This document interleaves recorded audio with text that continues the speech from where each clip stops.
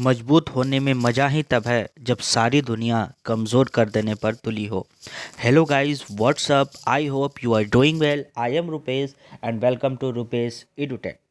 तो जैसा कि आप सब लोगों को पता होगा कि मैंने वीकली करंट अफेयर्स का सीरीज़ अपने यूट्यूब चैनल रुपेश एडुटेक पे शुरू किया है। तो इसके अंतर्गत 1 से लेकर के 6 मार्च तक का करंट अफेयर्स के जो वीकली करंट अफेयर्स के जो वीडियोज़ हैं उसका पार्ट वन मैंने अपलोड कर दिया है। और उसी के अंतर्गत इस वीकली करंट अफेयर्स 1 से 6 मार्च का पार्ट 2 मैं आप सबके बीच डिस्कस कर रहा हूं। और पार्ट 1 वीडियो का लिंक जो है आपके वीडियो के डिस्क्रिप्शन बॉक्स में मिल जाएगा। और अगर आप सब इस लेक्चर का पीडीएफ पाना चाहते हैं तो इस वीडियो के डिस्क्रिप्शन में दिए हुए मेरे टेलीग्राम चैनल को फॉलो करें। और टेलीग्राम चैनल को फॉलो करके ही आप टेलीग्राम चैनल से मेरे इस लेक्चर का जो पीडीएफ है वो डाउनलोड कर सकते हैं। तो आइए आज के सेशन की शुरुआत करते हैं और देखते हैं पहला क्वेश्चन हमारा कह रहा है कि इंस्टाग्राम पर 100 मिलियन फॉलोअर्स पाने वाले दुनिया के पहले क्रिकेटर निम्न में से कौन बन गए हैं। तो ऑप्शन ए हमारा कह रहा है Virat Kohli, option B Ravindra Jadeja, option C Rohit Sharma, option D Harbhajan Singh. तो इस क्वेश्चन का करेक्ट आंसर है option A Virat Kohli. Virat Kohli Instagram पर 100 मिलियन फॉलोअर्स पाने वाले दुनिया के पहले क्रिकेटर बन गए हैं। विराट के अलावा द रॉक के नाम से मशहूर actor even Johnson, actor even Johnson, footballer Cristiano Ronaldo, Neymar और लियोनेल मेसी इस क्लब में शामिल हैं। ठीक है, कोहली ने अब तक 84 टेस्ट, 248 वनडे और 81 टी20 खेले हैं। उन्होंने टेस्ट में 54.98 की औसत से 7,202, वनडे में 59.34 की औसत से 11,867 और टी20 में 50.8 की औसत से 2,794 रन बनाए हैं। उन्होंने तीनों फॉर्मेट में 70 शतक लगाए हैं। तो इस तरीके से इस क्वेश्चन का करेक्ट आंसर क्या हुआ, ऑप्शन ए यानी कि विराट कोहली। आइए अगले क्वेश्चन की ओर बढ़ते हैं। दूसरा क्वेश्चन हमारा कह रहा है कि हाल ही में किस राज्य के मुख्यमंत्री ने प्रशांत किशोर को अपना प्रधान सलाहकार नियुक्त किया है।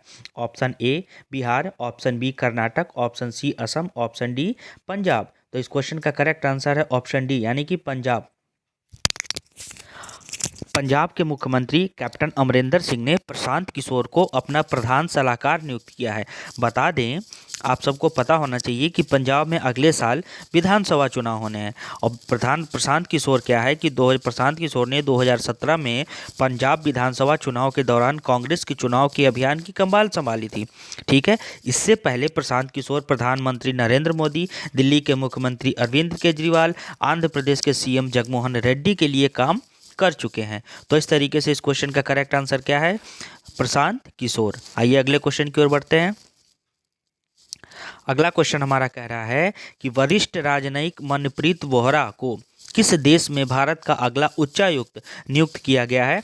ऑप्शन ए हमारा है Nepal, option B Australia, option C China, option D Russia. तो इस क्वेश्चन का करेक्ट आंसर है ऑप्शन बी ऑस्ट्रेलिया। ठीक है, ऑस्ट्रेलिया। वरिष्ठ राजनयिक मनप्रीत बोहरा को ऑस्ट्रेलिया में भारत का अगला उच्चायुक्त नियुक्त किया गया है। विदेश मंत्रालय के मुताबिक बोहरा 1988 बैच के भारतीय विदेश सेवा के अधिकारी हैं और अभी मैक्सिको में भारत के राजदूत हैं। वोहरा की नियुक्ति ऐसे समय में हुई है जब भारत ऑस्ट्रेलिया के संबंध तेजी से बढ़ रहे हैं और खास तौर पर हिंद प्रशांत क्षेत्र में सहयोग मजबूत हो रहे हैं। तो इस तरीके से इस क्वेश्चन का करेक्ट आंसर क्या है, ऑप्शन बी यानी कि ऑस्ट्रेलिया। अगला क्वेश्चन देखते हैं। अगला क्वेश्चन हमारा है कि प्रेस सूचना ब्यूरो यानी कि पीआईबी के प्रधान महानिदेशक का पदभार निम्न में से किसने संभाल लिया है। ऑप्शन देखते हैं। पहला ऑप्शन है Anil Tyagi, option B Rahul Sachdeva, option D Jaideep Bhatnagar, option D Kamal Jha. तो इस क्वेश्चन का करेक्ट आंसर है ऑप्शन सी यानी कि जयदीप भटनागर। भारतीय सूचना सेवा के वरिष्ठ अधिकारी जयदीप भटनागर ने प्रेस सूचना ब्यूरो यानी कि पीआईबी के प्रधान महानिदेशक का पदभार संभाल लिया है। जयदीप भटनागर ने पत्र सूचना कार्यालय के प्रधान महानिदेशक के पद से रिटायर हुए कि इस धत वालिया का स्थान लिया है। किसका स्थान लिया है? तो के.एस. धतवालिया का स्थान लिया है। भटनागर 1986 बैच के भारतीय सूचना सेवा के अधिकारी हैं। वे इससे पहले दूरदर्शन में वाणिज्यिक और विपणन प्रभाग के प्रमुख के रूप में सेवाएं दे चुके हैं। ठीक है, आइए अगले क्वेश्चन की ओर बढ़ते हैं। अगला क्वेश्चन हमारा कह रहा है कि निम्न में से किस देश ने अपने पहले आर्कटिक निगरानी उपग्रह को सफलतापूर्वक लॉन्च किया है? Option A Russia, option B Japan, option C China, option D Bangladesh. तो इस क्वेश्चन का करेक्ट आंसर है ऑप्शन ए यानी कि रशिया। रूसी अंतरिक्ष एजेंसी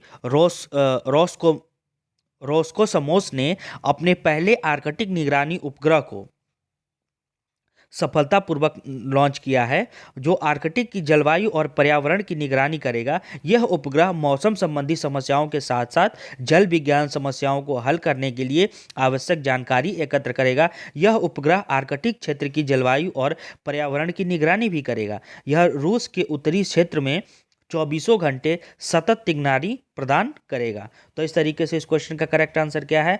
ऑप्शन ए यानी कि रूस। अगला क्वेश्चन देखते हैं। अगला क्वेश्चन हमारा है, केंद्रीय प्रत्यक्ष कर बोर्ड के चेयरमैन प्रमोद चंद मोदी के कार्यकाल को कितने महीने तक बढ़ाया गया है? ऑप्शन ए 7 महीना, ऑप्शन बी 10 महीना, ऑप्शन सी 8 महीना, ऑप्शन डी 3 महीना। तो इस क्वेश्चन का करेक्ट आंसर है ऑप्शन डी यानी कि 3 महीना। केंद्रीय प्रत्यक्ष कर बोर्ड के चेयरमैन प्रमोद चंद मोदी के कार्यकाल को 3 महीने तक बढ़ाया गया है। प्रमोद चंद को फरवरी 2019 में केंद्रीय प्रत्यक्ष कर बोर्ड का चेयरमैन नियुक्त किया गया था।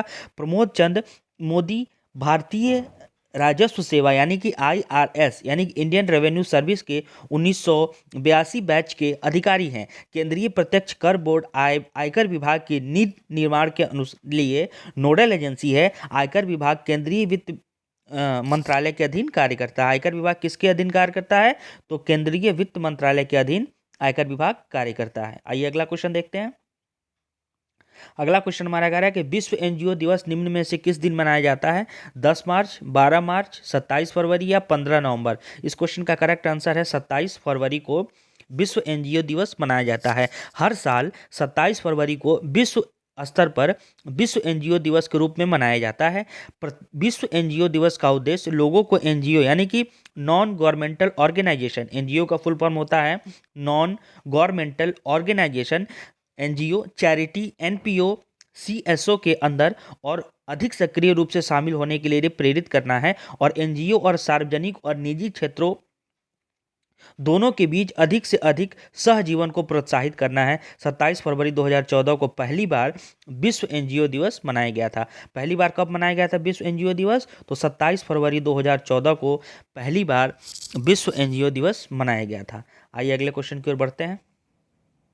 अगला क्वेश्चन हमारा कह रहा है कि हाल ही में भारत और किस देश ने दोनों देशों के बीच एक हॉटलाइन स्थापित करने को लेकर बनी सहमति की घोषणा की है? Option A Nepal, option B चीन, option C Russia, option D Japan. ठीक है, तो इस क्वेश्चन का करेक्ट आंसर है ऑप्शन बी यानी कि चाइना। हाल ही में भारत और चीन ने दोनों देशों के एक हॉटलाइन स्थापित करने को लेकर बनी सहमति की घोषणा की है। दोनों देशों के बीच हॉटलाइन स्थापित करने का निर्णय भारत के विदेश मंत्री और चीन के विदेश मंत्री के बीच टेलीफोनिक कॉन्वर्सेशन हुआ है, उसके अंतर्गत किया गया है। हॉटलाइन दोनों देशों के बीच समय पर संचार और विचारों के आदान प्रदान में सहायक होगी। हाल ही में दोनों देशों के बीच सीमा से सैन्य वापसी को लेकर समझौता किया गया है, जो कि वास्तविक नियंत्रण रेखा यानी कि line of actual control LAC पर शांति को बढ़ावा देगा और अंततः दोनों देशों के संबंधों को सामान्य करेगा। ठीक है, तो इस तरीके से इस क्वेश्चन का करेक्ट आंसर क्या है? ऑप्शन बी यानी कि चीन। आइए अगला क्वेश्चन देखते हैं। अगला क्वेश्चन हमारा कह रहा है कि राष्ट्रीय विज्ञान दिवस निम्न में से किस दिन मनाया जाता है? 10 जनवरी, 15 मार्च, 20 जुलाई या 28 फरवरी। तो इस क्वेश्चन का करेक्ट आंसर है ऑप्शन डी यानी कि 28 फरवरी। प्रतिवर्ष 28 फरवरी को राष्ट्रीय विज्ञान दिवस मनाया जाता है। इस दिवस का उद्देश्य लोगों में विज्ञान के महत्व और इसके अनुप्रयोग का संदेश फैलाना है। पहला राष्ट्रीय विज्ञान दिवस 28 फरवरी 1987 को मनाया गया था। इस दिवस को मनाने के पीछे लोगों का जो उद्देश्य है वो क्या है कि लोगों में विज्ञान के प्रति रुचि बढ़ाने और समाज में जागरूकता लाना है। अगला क्वेश्चन देखते हैं। अगला क्वेश्चन हमारा कह रहा है कि निम्न में से किस राज्य सरकार ने वरिष्ठ साहित्यकार डॉक्टर सूर्यवाला को भारतीय सम्मान देने की घोषणा की है? उत्तर प्रदेश, बिहार, पंजाब या दिल्ली? इस क्वेश्चन का करेक्ट आंसर है ऑप्शन ए यानी कि उत्तर प्रदेश। उत्तर प्रदेश ने वरिष्ठ साहित्यकार डॉक्टर सूर्यवाला को भारतीय सम्मान देने की घोषणा की है। भारत भारती उत्तर प्रदेश हिंदी संस्थान का सबसे बड़ा साहित्यिक पुरस्कार है। यह पुरस्कार उत्तर प्रदेश हिंदी संस्थान लखनऊ के माध्यम से साहित्य के क्षेत्र में उत्कृष्ट योगदान के लिए दिया जाता है। पुरस्कार में भारत भारती सम्मान के रूप में स्मृति चिन्ह, अंगवस्त्रम तथा 5,02,000 रुपये की धनराशि प्रदान की जाती है। कितने रुपए की धनराशि प्रदान की जाती है? 5,02,000 रुपये की धनराशि प्रदान की जाती है। तो इस तरीके से इस क्वेश्चन का करेक्ट आंसर है ऑप्शन ए यानी कि उत्तर प्रदेश। उत्तर प्रदेश के चीफ मिनिस्टर कौन है? उत्तर प्रदेश के चीफ मिनिस्टर हैं, मुख्यमंत्री हैं योगी आदित्यनाथ। और उत्तर प्रदेश के राज्यपाल कौन है?